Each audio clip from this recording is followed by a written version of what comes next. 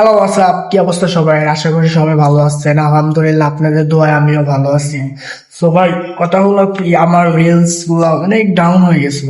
আমি প্রায় 15 থেকে 20 দিন ধরে মনে করছিলাম না আমি উঠতে পারবো, মানে এরকম লাল হয়ে গেছিল, এত মাইনাস খেয়ে ফেলছি ভাই, ধারণার বাইরে।